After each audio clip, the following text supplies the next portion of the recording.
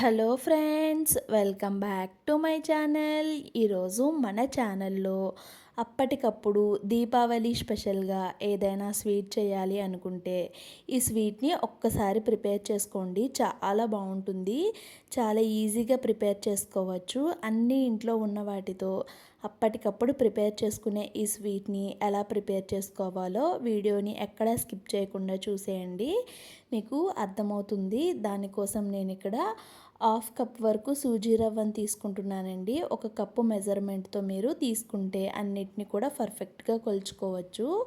ఈ సూజీ రవ్వని ఒక మిక్సీ జార్లోకి వేసుకొని కోర్స్గా మిక్సీ పట్టుకోవాలి. మనం ఎంత మిక్సీ పట్టినా కూడా అది మెత్తగా అయితే మిక్సీ అవ్వదండి, కొంచెం కోర్స్గానే ఉంటుంది రవ్వ అనేది. ఇక్కడ సూజీ రవ్వ తీసుకున్నాను నేను. దీన్నే ఉప్మా రవ్వ అని కూడా అంటూ ఉంటారు. ఇప్పుడు స్టవ్ వెలిగించి ఒక పాన్ పెట్టుకున్నాను.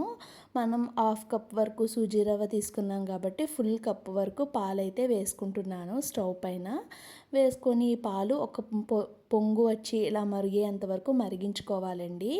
పాలు ఇలా మరిగిన తర్వాత ఒక 2 గరిటెల వరకు డెసికేటెడ్ కోకోనట్ పౌడర్ అయితే వేసుకుంటున్నాను. ఒకవేళ మీ దగ్గర ఈ డెసికేటెడ్ కోకోనట్ పౌడర్ లేనట్టయితే మీరు పచ్చి కొబ్బరిని back side black colour part ఉంటుంది కదా, దాన్ని అంతటినీ తీసేసి మిక్సీ పట్టుకొని కూడా వేసుకోవచ్చండి. లేదు అనుకుంటే ఇలా బయట మనకి షాప్స్లో దొరికే డెసికేటెడ్ కోకోనట్ పౌడర్ని కూడా వేసుకోవచ్చు. ఆ కోకోనట్ పౌడర్ వేసిన తర్వాత మనం ముందుగా మిక్సీ చేసుకున్న సూజీ రవ్వను వేసుకొని సిమ్ ఫ్లేమ్లో మ్యాష్ చేసుకుంటూ మెత్తగా ఉడికించుకోవాలండి. దీన్ని ఇలా మెత్తగా ఉడికిన తర్వాత ఒక 2 టేబుల్ స్పూన్ల వరకు నెయ్యిని వేసి ఇంకొకసారి అయితే బాగా స్మాష్ చేసుకొని కలిపేసి పక్కన పెట్టేసుకోవాలి. చూడండి, కన్సిస్టెన్సీ ఈ విధంగా ఉన్నప్పుడు దీన్ని మనం పక్కన పెట్టేసుకోవాలి. ఇప్పుడు అదే స్టవ్ పైన ఒక కప్పు వరకు పంచదార అండి, హాఫ్ కప్ వరకు సూజీ రవ్వ తీసుకున్నాం కాబట్టి ఫుల్ కప్ వరకు పంచదార తీసుకున్నాను. పంచదార ఎంత క్వాంటిటీలో తీసుకున్నానో అంతే సేమ్ క్వాంటిటీలో వాటర్ కూడా వేసుకొని వాటర్ మొత్తాన్ని కరిగించుకున్నాను. వాటర్ పంచదార మొత్తం కరిగిపోయి ఇలా అయిన తర్వాత దీంట్లోకి మంచి ఫ్లేవర్ కోసం కొంచెం యాలకుల పొడి అయితే వేసుకున్నాను. యాలకుల పొడి షుగర్ సిరప్లో మొత్తం కలిసేలాగా ఒక్కసారి కలిపేసుకున్నానండి. యాలకుల పొడి వేసిన తర్వాత దీంట్లోకి మీ దగ్గర ఉన్నట్టయితే కొంచెం సాఫ్రాన్ కుంకుమ పువ్వు ఉంటుంది కదండి, దాన్ని అయితే వేసుకోండి. నా దగ్గర ఉంది కాబట్టి వేస్తున్నాను. ఒకవేళ లేకపోయినా కూడా ఎటువంటి ప్రాబ్లం ఉండదండి. ఇలా ఒక మరుగు వచ్చే వరకు మరిగించుకోవాలి. ఇలా మరిగిన తర్వాత మనం పాకాన్ని చెక్ చేసుకోవాలి. ఎలాంటి తీగ ముదురు పాకాలు రావాల్సిన అవసరం లేదండి.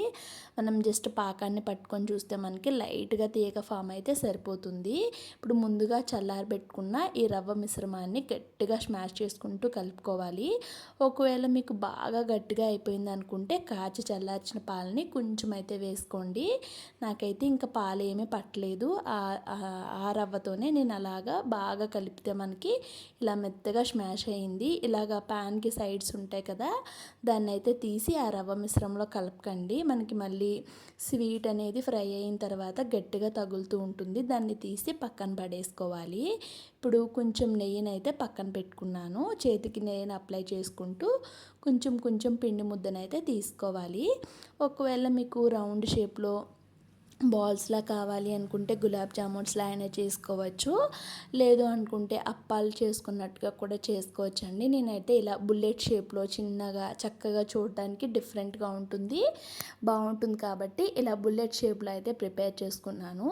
మనం చేసుకునేవన్నీ కూడా ఎక్కడ క్రాక్స్ రాకుండా చేసుకోవాలండి. ఒకవేళ క్రాక్స్ వస్తున్నాయి అంటే పిండిని మరొక్కసారి బాగా కలుపుకోండి. మనం కలిపే విధానాన్ని బట్టే క్రాక్స్ అనేవి రావు. క్రాక్స్ వస్తున్నాయి అంటే మీరు ఇంకొకసారి పిండిని మిక్స్ చేసుకోవాలని అర్థం. ఇక్కడ నేను వీడియోలో చూపించినట్టుగా మొత్తం అన్నిటిని కూడా ప్రిపేర్ చేసేసుకున్నాను, చూస్తున్నారు కదా.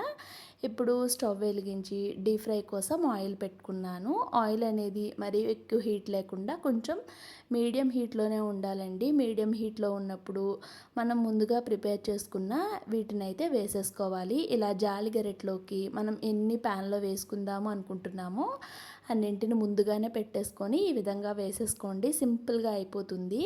సిమ్ ఫ్లేమ్లో ఒక 2-3 నిమిషాలు కుక్ చేసిన తర్వాత లైట్గా కలర్ చేంజ్ అవుతుంది కదండి, అప్పుడు ఫ్లేమ్ అనేది కొంచెం పెంచుకుంటే మంచి గోల్డెన్ కలర్ వచ్చేస్తుంది. ఇప్పుడు వాటిని ఆయిల్‌లో నుంచి బయటకు తీసేసుకోవాలా. చూస్తున్నారు కదండీ! చాలా సింపుల్‌గా ప్రిపేర్ చేసుకోవచ్చు.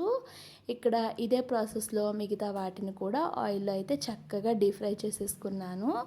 చాలా ఈజీగా ప్రిపేర్ చేసుకోవచ్చండి. చాలా తక్కువ ఇంగ్రీడియంట్స్ కూడా పడతాయి ఈ రెసిపీకి. ఇప్పుడు ఆయిల్‌ని తీసి పక్కన పెట్టేసుకొని అదే స్టవ్ పైన ముందుగా ప్రిపేర్ చేసుకున్న షుగర్ సిరప్‌ని అయితే స్టవ్ పైన పెట్టేసుకున్నాను.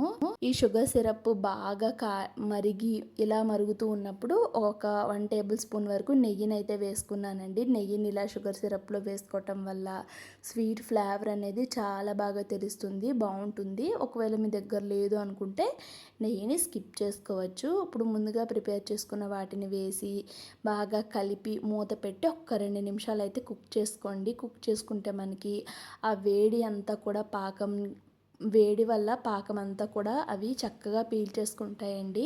మనకి డబల్ సైజులో అయిపోతాయి. ఒక నిమిషం తర్వాత ఇక స్టవ్ ఆఫ్ చేసి మూత పెట్టి ఒక్క 10 నిమిషాల తర్వాత ఇక్కడ మీకు నేను తీసి చూపిస్తున్నానండి. చాలా టేస్టీగా ఉన్నాయి. ఈ దీపావళి పండగకి లేదా మీ ఇంట్లో ఏదైనా అకేషన్ వచ్చినప్పుడు ఈ స్వీట్ని అయితే డెఫినెట్గా ట్రై చేయండి. ఈ స్వీట్ని ట్రై చేసిన తర్వాత మీకు ఎలా కుదిరిందో కామెంట్ చేయండి. వీడియో నచ్చితే ప్లీజ్ అండి వీడియోకి ఒక చిన్న లైక్ చేసి ఛానల్ని సబ్స్క్రైబ్ చేసుకోండి. Thank you so much for